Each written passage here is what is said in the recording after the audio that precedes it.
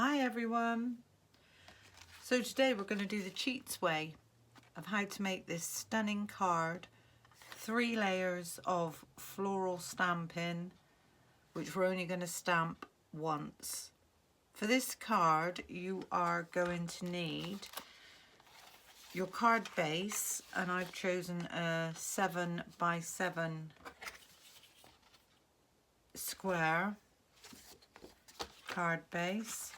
And for my first mat at 6, I've cut that at 6x6, and these 3 pieces are the pieces that we're going to be working on.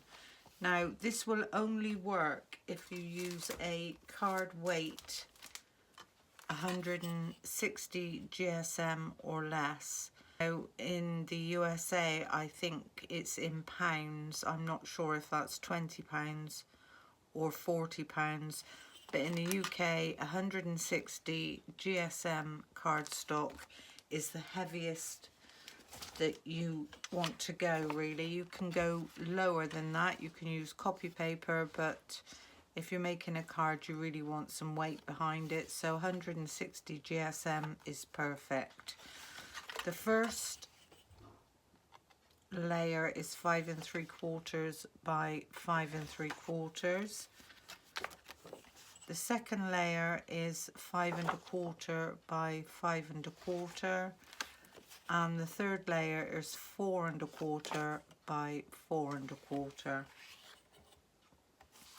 We're also going to be using the Sentimentally Yours Adornments Collection Charmed Flags and Banners, and today I'm going to be using this one, the arrow. We're going to choose a sentiment towards the end from the Elegance Script Essential Sentiments, again from Sentimentally Yours. I'm going to be using my Ranger Archival ink in the coffee colour. I've got a butterfly die from my stash, and I'm going to be using the same floral image that I done on the previous card, and this is from a magazine. It was called The Country Diary of an Edwardian Lady. But any stamp you've got floral, it doesn't have to be floral, it can be whatever you want it to be as long as you follow what we're going to do. So I'm going to take in my stamping platform, and with the largest of the 3 pieces that we cut, we're going to get that right in the corner of our stamping platform. Now I'm going to take in a tiny piece of low tack tape, and I like to just rub that on my jumper, my jeans, whatever, just to take away some of that tackiness. And we're just going to put a tiny bit in the middle, and then with the next size down, place that on top, nice and central. Just give that a little squeeze in the middle, and then we're going to do exactly the same with the top piece, just to hold this square. So we can move these now, these aren't going anywhere, and look at that and see if that is nice and level, which now I think it is. So we're going to place that back into the corner of our platform. There we go, and it doesn't matter if it overhangs, you just want to make sure there's some stamping on each layer of your card. I'm going to pick that up, and we're going to stamp this up in the Archival coffee colour, and we're just going to bring that across and give that a nice stamp down. Now concentrate more on the edges, giving those a good press. And this is why it wouldn't work with a thicker cardstock. And you can now see that the image follows through all layers. We're going to rotate this so that the image is now down in the corner.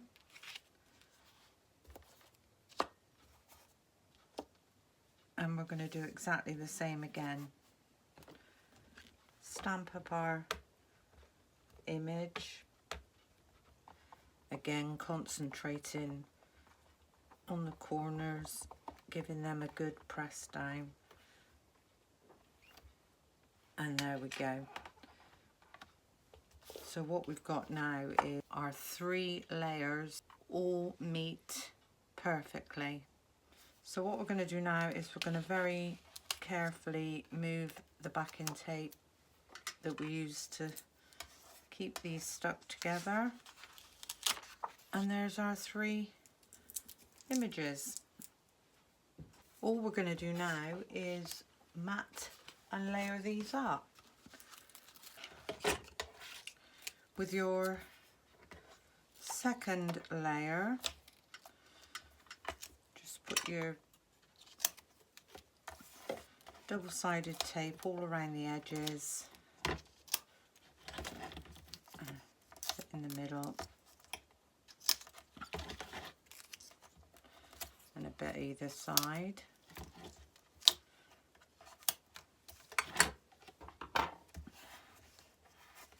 Give those a nice press down, and we're going to remove the tape from the middles.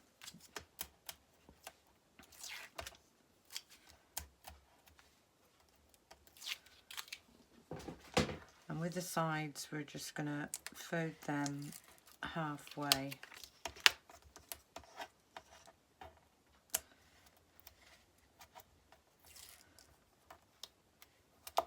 And it really doesn't matter which way up you put this, as it's square, it should meet. And I'm going to stand up to do this, lining up your image at the top and the bottom, and whoops, move that, top, bottom and sides. Give that a nice press down and remove your tape. So already you can see that those are meeting up really, really perfectly. Do exactly the same with the smaller piece. So again, run your foam tape around the edges, some in the middle. And because this is like cardstock, I am using the side as well.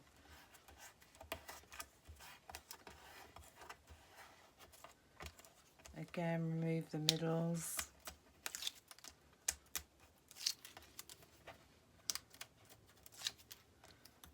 Take your outer layers halfway.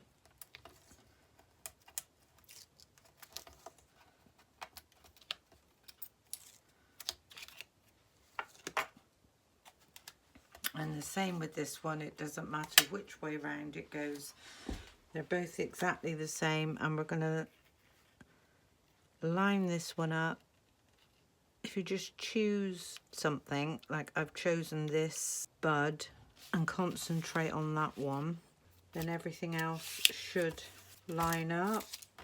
So taking in your lightest colour, and for me this is the marigold, I'm just going to go all around my petals in small circular movements, not really worrying too much, trying not to go out of the edges.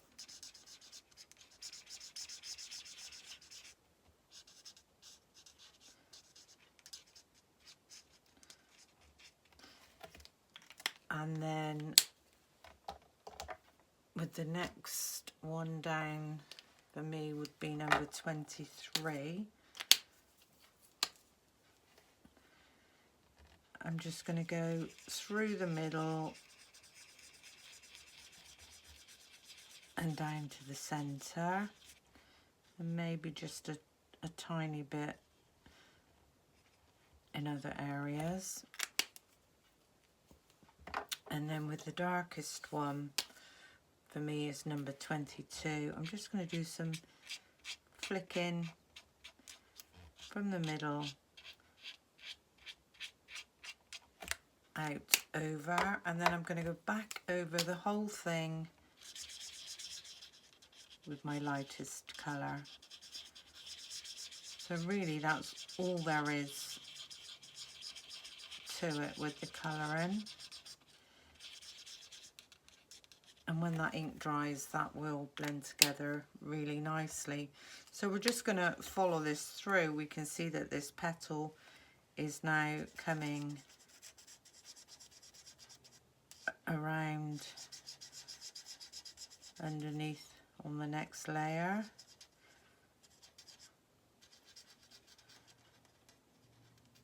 And can you see how really, really lovely that is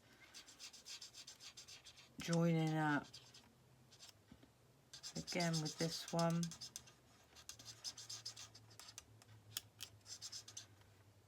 I'm going to go all the way around these leaves. And now we're down onto the bottom layer.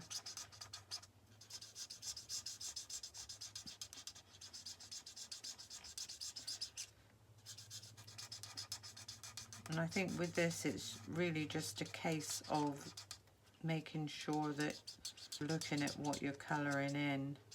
We're going to go back in with the middle one. And I'm going to start in the middle and just come down to the centre. And then we can go around some of the edges.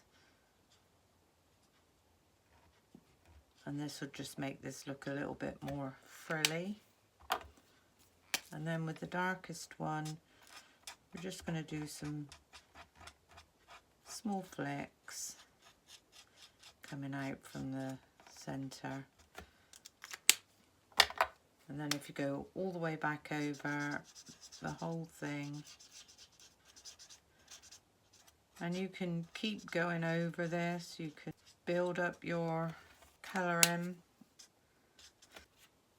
So I'll do one this side and show you, and then I will get this coloured in and come back when we finish. So if we start from the outside with this one,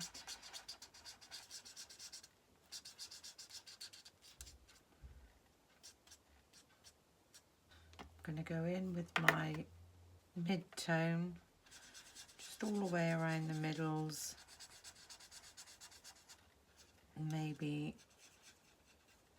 just around some of the frilly bits. In with the darkest one, and we're just going to do some flicks.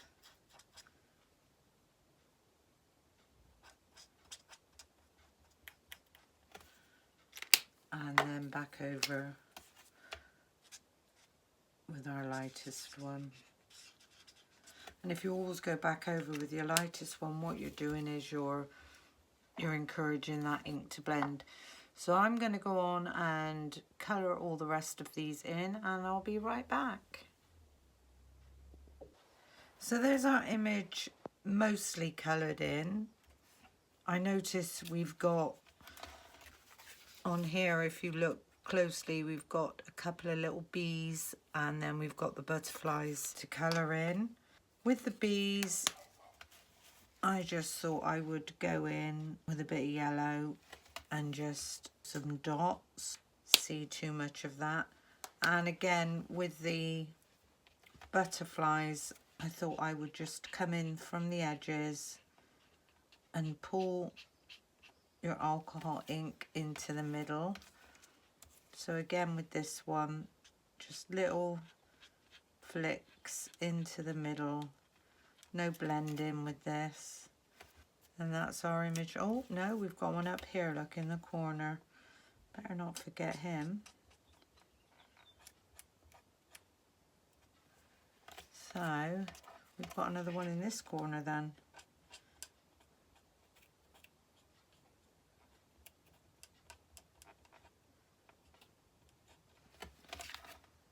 Yeah, there we go.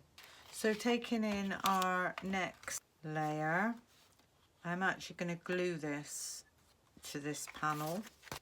And this is when you know you've got a really good cardstock when using your alcohol markers. They need to bleed through so that the ink, as it's drying, gets a chance to blend. I'm going to lay this down onto this one. Raise the whole thing on foam tape. So just run your foam tape all around the edges, piece down the middle, and a tiny piece both sides. Taking the outer ones halfway, and we're going to get that right in the centre, and then we can remove those backing tapes. I've cut the butterfly, and all we're going to do with this one is taking in our dark and our medium tone, and with the chisel end I am just going to go halfway over and then maybe a tiny bit down on the bottom, and then again with the darkest tone I'm going to use the bullet nib this time, flick up from the bottom, just overlap slightly. We're not going to put that on at the moment because I want to put my sentiment on first. So I've cut my sentiment arrows, as I said, from the Sentimentally Yours Adornments collection, Charmed Flags and Banners, and I actually cut this one, I just used the 2 inner sizes. For the biggest one we need this to be the same colour, so what we're going to do is I'm going to take the darkest one this time,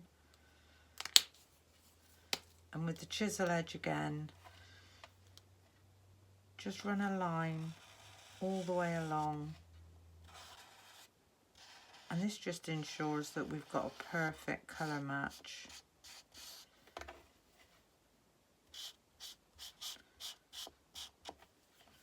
And you know me with my pet hate, we're going to go all the way around the edges. Leave that to dry. And with our sentiment, I don't know what to put on this one. We put happy birthday on the last one. Lay that down, make sure it fits in our stamping block. And I'm going to ink this up with the coffee colour. Freehand stamping with this one, get it nice and central, press down, and there we have Special Friend, because I thought the brown would look really pretty against the orange. This one's going to go down with glue. Get that nicely lined up. And then this one's going to go on with foam tape at the top.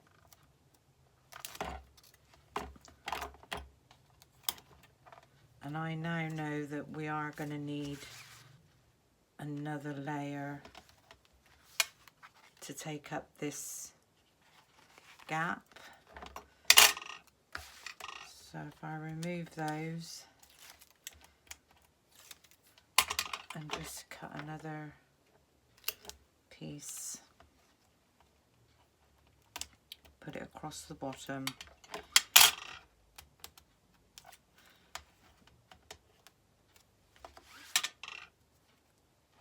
and we're going to place this there. There you go. And then the last thing to do is our butterfly. So give your butterfly a little bit of shape, press in the middle, and I thought we'd have him going off of sentiment. Now I'm not going to be putting glitter on this card. Give that one a nice press down. And the very last thing we're going to do to this is add some gems. Because I haven't got this colour in gems, I'm going to take my darkest alcohol marker And I think I'm going to need about 5, so I'm just going to go over the gems with my alcohol marker, and that will ensure that we have a perfect match. So deciding where I want these to go. It won't work with any coloured gems or coloured pearls, but it's just a way of ensuring you get as close a match as possible. That one's there, and I think we might just put the last one. I'm actually going to go in there. So all I've done is the opposites without even realising. So there's our stunning 7x7, really quick cheats card. Should we call it a cheats card? There's our really, really pretty 3-layered, well, it's actually got 4 layers, but 3 layers with just stamping once. Hope you're going to give this a go. I hope you've learned something.